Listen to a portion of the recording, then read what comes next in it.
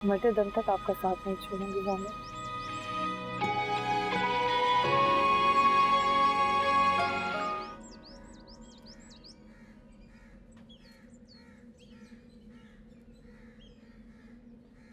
परेशान हो?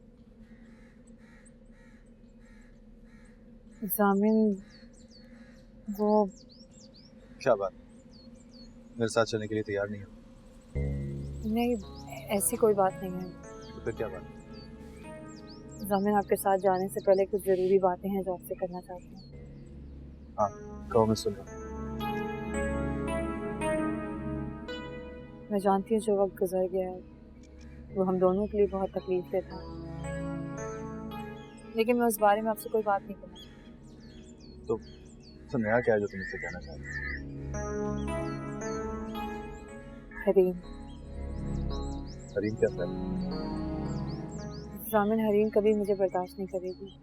हाँ मैं जानता हूँ सर, और ये कोई नई बात थोड़ी है। आप जानते हैं तो उसका क्या है? क्या सोचा है आपने?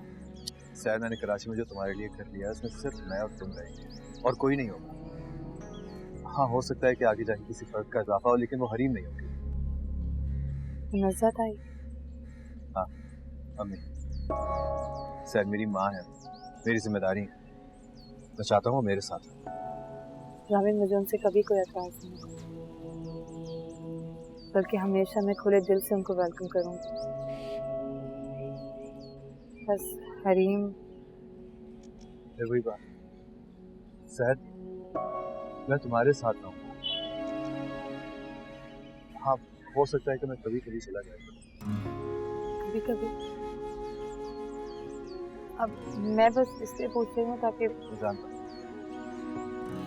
लेकिन सर मैं भी तुम्हें कुछ एक्सप्लेन नहीं कर सकता। मुझे नहीं पता कि जब हरीम को और ताईजान को ये पता चलेगा कि मैं हरीम को छोड़कर तुम्हारे साथ रहने का फैसला कर चुका हूँ तो तुम किस तरह रिएक्ट करेंगे।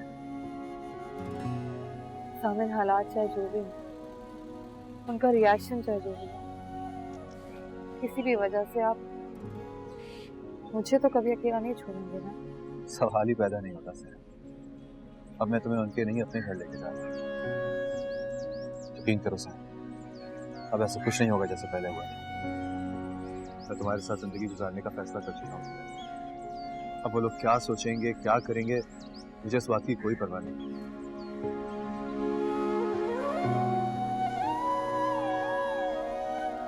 सर बस ज्यादा नहीं, सिर्फ ये कहूंगा कि इस तरह मैं तुम्हें गारंटी देता हूँ कि हालात चाहे कुछ भी हो मैं तुम्हारा साथ नहीं छोड़ूंगा। इस तरह मैं तुमसे भी ये एक्सपेक्ट कर रहा हूँ कि चाहे हरीम तायम्मी अम्मी तुम्हें कितना ही टफ टाइम दें, तुम मुझे कभी लेट डाउन नहीं करोगे, मेरा साथ कभी नहीं छोड़ोगे।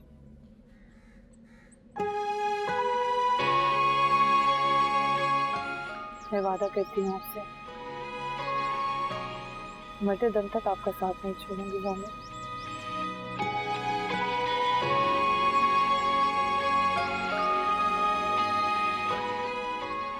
चलें, शाम होने से पहले पहले कराची भी पहुंचे।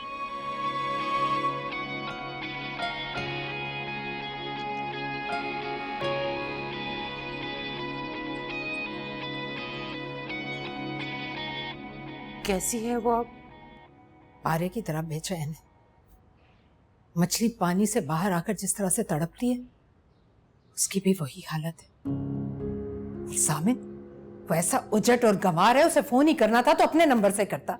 उस बदजात के नंबर से कॉल करने की उसे जरूरत ही क्या थी? भाभी जान वो तो 2 दिन से अस्पताल में, उसे तो होश ही नहीं इन छोटी बातों की। खैर,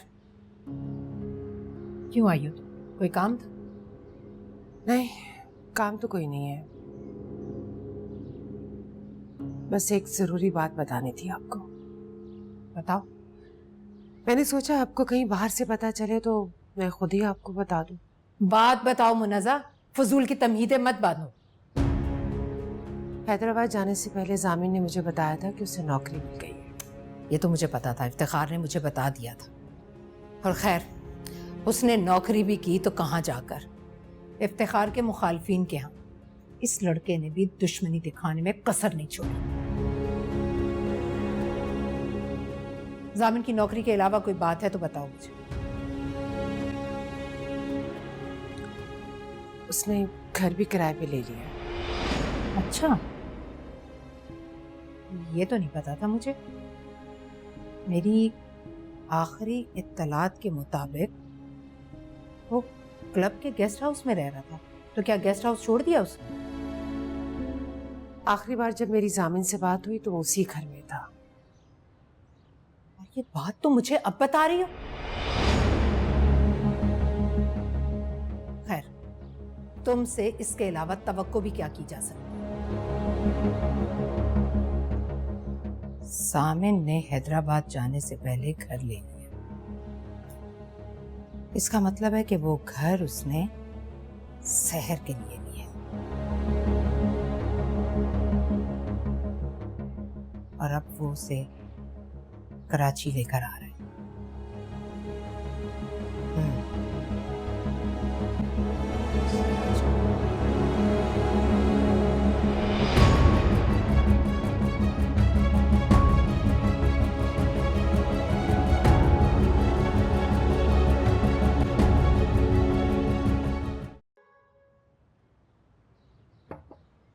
खालू, आपने बुलाया? हाँ बेटा।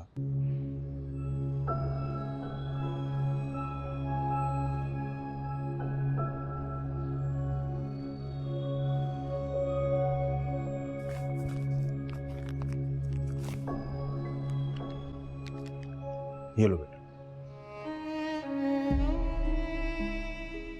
ये क्या है खालू? तुम्हारी अमानत।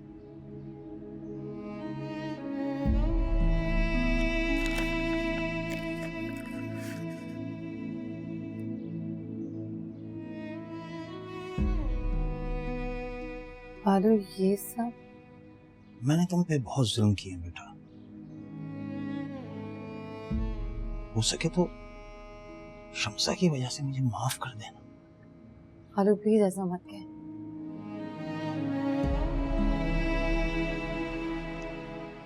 तुम्हारे दुखी दिल ने बहुत बद्दुआएं दी होंगी मुझे। मैं ये नहीं चाहता कि तुम अपनी बद्दुआएं वापस ले लो, लेकिन एक दुआ जरूर कर देना कि वो सब मेरी ज़ूबी के साथ ना हो जो तुम्हारे साथ हुआ। अल्लाह ना करे ज़ूबी के साथ ऐसा कुछ हो। खुदा उसे खुशियां ही खुशियां दिखाए। आमीन सुम्मा आमीन। बस मुझे हो सके तो माफ कर देना बेटा। मैं नादान था, मेरी आंखों पे पट्टी बंधी हुई थी, इसलिए मैं, अल्लाह करे तुम्हारा नसीब अच्छा हो। तुमने बहुत दुख देखे हैं, अल्लाह करे अब तुम खुशियां ही खुशियां देखो। खालू मुझे समझ नहीं आ रहा मैं क्या कहूँ।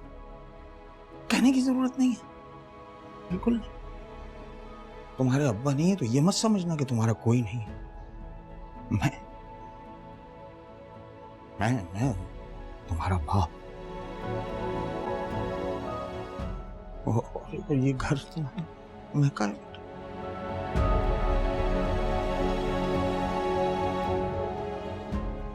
जब दिल चाहे आना, जब दिल चाहे जाना। कहा तुम्हारा जी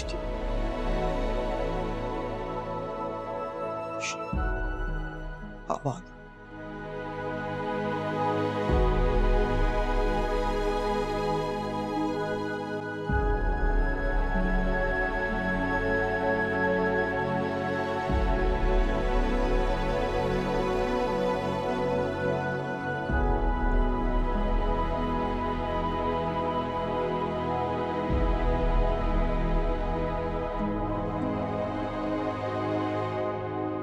हद है मुन्नज़र, हद हो गई। तुम्हारा बेटा और कितना मुझे और मेरी बेटी को बेतौकीर करने वाला है। भाभी जान, आपने उसे घर से निकाला था। अगर आप उसे घर से ना निकालती तो ये ख्याल उसके फरिश्तों को भी ना आता कि वो अलग घर लेके शहर को उस घर में रखता साथ। ठीक कह रही है मुनज़्ज़ा। हमेशा तुम्हारी जल्दबाजी की वजह से मामलात खराब हुए हैं। डाल दे, आप लोग ये इल्जाम भी मुझ पर डाल दें। ये इल्जाम नहीं है राबिया, इसमें कुछ ना कुछ सदाकत भी है। हाँ हाँ, आप लोग अपना अपना सच बोलकर गोल्ड मेडल जीत लें। कुछ याद है आपको? आपने कहा था कि वो जामिन की जिंदगी में कभी लौट कर नहीं आएगी। ये वादा किया था उसने आपसे, लेकिन अब क्या कर रही है वो? तो तुम्हें क्या जरूरत थी जाली तलाकनामा उसे देने की? अगर तुम ऐसा ना करती तो वो भी अपने वादे का पास रखती। हाँ, बना दे, बना दे। आप सब लोग मेरी बेटी की बर्बादी का जिम्मेदार मुझे बना दे। नहीं नहीं भाभी जान, ये बात नहीं है, और ना ही इफ्तिखार भाई की इस बात का ये मतलब है। राबिया, तुम्हें आखिर ऐसा क्यों लगता है कि वो जामिन के साथ कराची आने वाली है? क्योंकि जामिन किराए पर घर ले चुका है। आपको क्या लग रहा है वो घर उसने अपनी माँ या आपकी बेटी के लिए लिया होगा? अगर ऐसा होता तो सबसे पहले वो हरीम को बताता, लेकिन नहीं, वो तो घर किराए पर लेकर सीधा हैदराबाद पहुंच गया। और तुम्हें लगता है कि सहर उसके साथ उस घर में रहेगी? इफ्तिखार साहब, आपके दूध के दांत टूटे तो जमाना गुजर चुका है। मर्द को कहाँ ये अकल होती है कि घर बनाता फिरे। घर तो बनता ही औरत के लिए, और औरत के कहने पर बनता है। आप माने ना माने, आपकी वो चहीती भतीजी जामिन को अपने इशारों पर नचा रही है, और बर्बादी हो रही है मेरी बेटी की।